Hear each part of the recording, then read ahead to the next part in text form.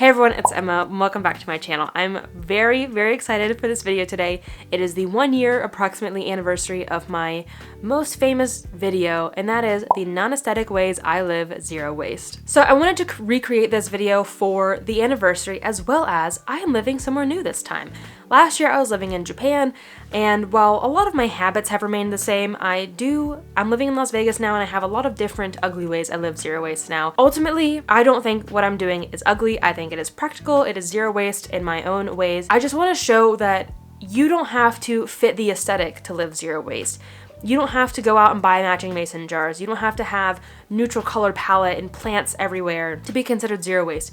You can live just as you're living right now and make small changes every day to live more zero waste. And that is a big reason why I started my channel, and the number one reason for why I started my favorite series on this channel, that is free ways to live low waste, zero waste on a budget. That full playlist will be linked above and below as well. Because ultimately, you don't have to change anything to live zero waste, at least majorly. You have to change your habits, of course, but you don't have to buy the swaps. You don't have to do this and do that and bulk shop and compost and ride the train. You can live zero waste in your everyday life in small ways, even if they're ugly and even if they don't match the aesthetic. So with all that out of the way, let's go ahead and jump right into today's video. I take you on a little house tour with me, which I will leave my Las Vegas house tour linked above and below as well, and show you all the different ugly ways I live zero waste in 2022 and in my new Vegas house. Before we jump in, this video is sponsored by ANA LUISA. Sure, I talk a lot about how my zero waste life is not very aesthetically pleasing, but that doesn't mean that your zero waste life can be aesthetically pleasing. Of course it can be if you want it to. And even me, someone who doesn't live very aesthetically pleasing in my zero waste life, I still like to have a little bit of aesthetic in my everyday life. And one of those ways is by wearing ANA LUISA jewelry. It goes with all sorts of outfits that I choose, the ones that I'm just lounging around the house in, going to the grocery, or even to a nice dinner. Their jewelry can be dressed up or down. Their timeless pieces are perfect for any outfit, any style, and they support the environment too. ANA LUISA uses nearly 100% recycled gold and silver, as well as lab-grown diamonds, all of which are very harmful to mine from new. Not to mention, their packaging is completely plastic-free, and their little cotton pouches are perfect for traveling to make sure that your jewelry doesn't get tangled or lost, or even for reuse as coin purses, storage for small items like buttons, and much more. And if you forgot, like we all might be guilty of, Mother's Day is coming up. It's right around the corner. And what a great gift for all of the mothers in your lives. Be sure to pick up something from ANA LUISA this Mother's Day to show your mom, your mother-in-law, your grandma, and other mom figures in your life just how much they mean to you, while also supporting Mother Earth with earth-friendly jewelry. Traditional mined diamonds can be very toxic to the environment, produce a lot of byproduct that can be harmful to local waterways and soil, as well as the people. It can also be a really unethical product to mine from new. So supporting lab-grown diamonds when you can is super important, not only for the earth, but it's also significantly cheaper, so it's better for your wallet as well. So support lab-grown diamonds and recycled materials like gold and silver this Earth Month, as well as for Mother's Day next month. They have pieces for all the different mothers in your lives, whether they want something simple, something bold, or something in between. You can use the link down below to shop ANA LUISA right now. Right now, they are running a buy one, get one 40% off sale, so you don't want to miss that, especially if you have multiple gifts to buy this year. And the sale is running through the end of April, so April 30th, so you want to go now before that sale is up. Once again, thank you to ANA LUISA for sponsoring this video. Let's get back into talking about how I live zero waste non-aesthetically most of the time, though of course it doesn't mean all the time, and if you want to live zero waste aesthetically, of course you can do that too. Okay, so first up in this corner, we have these jars. I've got, this one's really ugly. This one was originally just rubber bands, but now it also holds this chopstick, which is used to get junk out of the sink drain, and then this broken spatula, and I am actually going to get super glue today, so I'll finally be able to fix that. The other one is my old bamboo toothbrush that is used to scrub labels off of glass jars. This glass jar full of twist ties. Then I use this around the house to like hang dry herbs outside. I use it to hold up plants, like tie them to sticks and stuff. And then the third one, that's something else ugly. The third one is this other jar that is holding bottle caps. So my mom and her husband are actually trying to collect a bunch of these to make like a resin tabletop for their patio. So I'm like, you know what? I'm gonna help them out. I'm gonna save them. This one was actually litter. You can see there's dirt inside. And then other ones are from drinks that we get and so forth. And then all of these jars, I lost the lids to them and I didn't know what else to do with the jars, so perfect way to use them for storage. The very corner of the windowsill is my tin foil scraps. Tin foil is recyclable, but these pieces are too small. It has to be approximately the size of your fist. So I save the scraps until I have enough to make it into a big ball. Also, I guess this is just the ugliest corner of the house. We have this lemongrass. I'm trying to get it to root. It's been here for like a month and it will not root, but it's also not dead yet. Anyway, look at how ugly this is. I mean, it's practical. I used like 6 of those rubber bands from the other jar to like hold them upright. This is ugly. Ugly. More in the ugly corner. It's never ending. They're not ugly per se. They're kind of cool. I'm propagating plants, but I got labels on the jars. I'm just too lazy to take the labels off, to be honest. And then we'll move over here where we have more. This one's got its label on there, as you can see. This one is this is probably the ugliest thing. It's a barbecue sauce jar with the barbecue sauce label. Like, at least some labels are cute, but I don't know. I just think it's really funny. Also, I will show you when we go outside, I'm growing some cat grass for Mochi so that she doesn't eat my actual house plants. When they're not outside, I bring them in here because it's kind of cold right now and they're baby plants, so they're not like, I don't want them to die in the cold. But she tries to jump up here and eat them, so I have it all barricaded off. It's really ugly, but I'm just trying to keep these plants alive. Back over to this corner, again, just the ugly corner. I have all of my upcycled containers. I've got butter tub, hummus, ice cream, and then I'm up to probably a dozen or so yogurt containers. I use pretty much all of them. I only have 2 left in here. I use them to freeze bananas. I use them to like, I cut broccoli immediately when I buy it from the grocery store or get it from my Imperfect Foods order, so that way I'm more inclined to use it. And I also find that it lasts longer sitting in a container than it does sitting in the drawer. But yeah, I use so many of these, so I don't feel so bad using, consuming this much yogurt when I use all of the containers. So I'm pretty confident. I talked about that in the last iteration of this video. All of my upcycled containers. They're so ugly. And then here's some actually sitting on my countertop, miso and hummus, full of homemade crackers. We also got my compost bin over here. It's just an old spinach tub. Again, upcycled. And then I take it out once a day and I just leave it on the counter. I don't really smell anything, but if you notice a smell, you can put your compost in the freezer. Also in here, we have my bulk jars. Yay, I finally have bulk shopping now that I'm back in the United States. They're still ugly. I bulk shop, but it's still ugly. I don't think I do anything zero waste aesthetically. If I do, if you think I do, let me know what it is. So here are my bulk jars. Looks fine. It's a mason jar. There's my label. I don't have like a cute label maker or anything. I just use masking tape to write the tear weight, and then the PLU number. So super ugly, but I mean, I can store them with this side out if I wanted it to look cute, but like, not like anybody's looking at my cabinets. And then I also use upcycled pasta and salsa jars for my bulk. Like, this is a bulk jar. It's got sunflower seeds in it. It was salsa. This one was pasta sauce and now it has peanuts in it. So yeah, I think that's it for the ugly corner, I think. Let's move on to some other areas. Okay, we didn't really move much farther, but I have this. This is my just stack of random pieces of paper that like already like half written on, but like still has empty space. So I use them for grocery lists. In the living room, so discreet.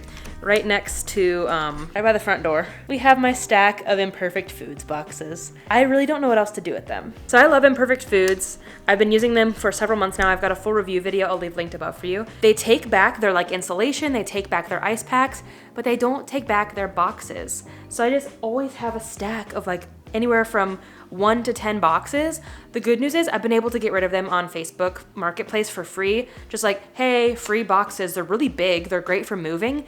And people always want them, so that's the good news. But in the meantime, they sit there. Obviously, I could put them in the garage or something, but clearly I don't care about aesthetics, so I just leave them in the living room.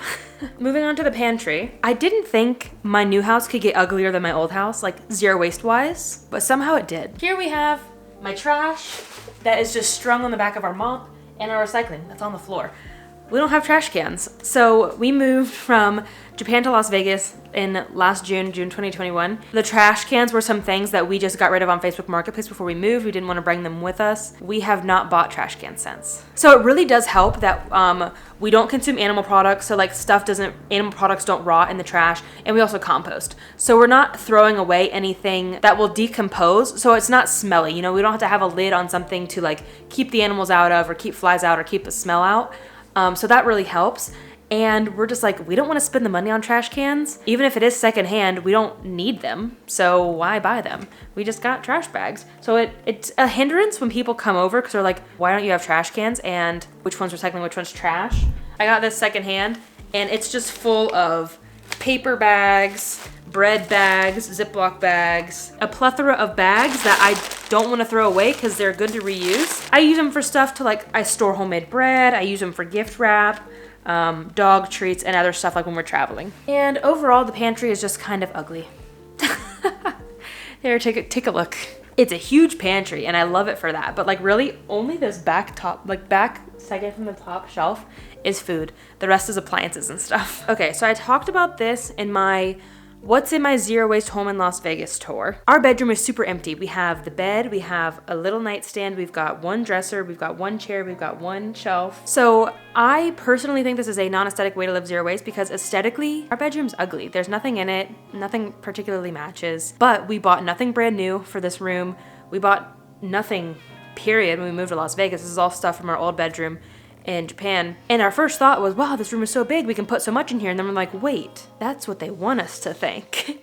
They want us to be consumers. We're like, we don't need anything. So we leave it empty, and it's not what a standard American bedroom looks like, but we love it. And honestly, it gives us a lot of room to play fetch with Anahi, so it works out. Then also, our hampers. It's just a clothes basket. We've got 2 of them. We had them from when we were in school for our jobs. They're broken, they're ugly, they're plastic, but they get the job done, and we didn't feel like we needed to buy something new. Okay, I'm also working on a Weird Ways I Live Zero Waste part 2 because I've only done one of them, and it's probably about 2 years old. But one of those things that's gonna be in that video, turn back now. It's not like disgusting, but it's a little gross, to be honest. So it's a upcycled jam jar. It's still got its label on there. I use it to keep cotton swabs, fingernails, and hair. It's actually disgusting. And I just leave it on the bathroom counter. Granted, no one really comes in our bathroom, even if we do have guests, but I keep this because all of this stuff is compostable. So I just wait till it gets full, and then I take it out to the compost once a month or so. Okay, another one is this. It's an upcycled pill container that has my homemade dry shampoo in it, which all I use is cornstarch and a little bit of cocoa powder to give it a little color for my no longer blonde hair. I'm still in denial. I'll throw a picture up. I used to be really, really blonde just 5 years ago, but it's a great upcycle and I didn't have to buy anything new. I forgot the ugliest thing in the kitchen. We'll go back to it, but I do it in the bathroom as well. It's not as ugly in the bathroom because no one comes to the bathroom, except for the guest bathroom. I'll show you that too. Bum bum. Can't really see it. There it is. Our bucket. So we use that to catch water as our shower is heating up, as well as the bath faucet leaks while the shower head is going. So to save all of that water, especially because we live in the desert and we're running out of water out here, we catch our water and we use it to water our landscaping. I don't think a millennial or a Gen Z can possibly not have this in their house. A corner full of boxes. Perfectly good to use boxes. I keep almost every single box. Yeah, I think every single box except for our Imperfect Foods boxes, I just throw in this corner. Yeah, they're kind of like Tetris in there. Like we put like the smaller boxes in the bigger boxes. And this time, because not everyone, some people really thought it was ugly in my last house because it was literally in a corner. This one's in the closet, so we can close the door, ignore the boxes, and it's a little less ugly. So another one in this room, standardly, you probably see people use, upcycled grocery bags for trash bags. And I typically do. We're still trying to reuse grocery bags that we used 3 years ago. That's how many we used to have. But also we don't really make that much trash. Anyway, I'm also using mailers. This is from Thrift Books, and that is currently my trash bag. It is so ugly. Like, at least this fits in a standard small trash can. It's not the ugliest. This is straight up hideous. Okay, as promised, we're back in the ugly corner. Here's our bucket to catch our sink water. This is ultra disgusting because I wash out things like the bowl that I used to make banana bread, container that I had stored leftovers in, so it gets a little food waste in there. It gets yucky pretty quick. So the buckets need a good scrubbing, honestly, because I've been using them consistently for 7 months. Once I'm done using them in the house, I will bring them and I'll store them right here. Just the 4 buckets right next to the house full of yucky kitchen water. And then I use them to water our out front landscaping. When it's the both of us, we fill up 4 buckets in a day. But also, I'm not that stingy with water washing dishes because I'm catching it and I know I'll reuse it. And obviously our plants need water in order to survive. I wish I could rip them out, but our HOA won't let us. And then also, oh gosh, it's so windy. I hope you can hear me. This compost bin is pretty aesthetic. This one, however, is not. It is an old, just regular container. I drilled some holes in the bottom. It's got a big old crack in the side. It doesn't work very well because it's hard to mix because it's so small. But hey, it's helping us save double the amount of food from the landfill. Okay, hopefully no one's out here watching me vlog in public. But the last thing I want to show you is our grass.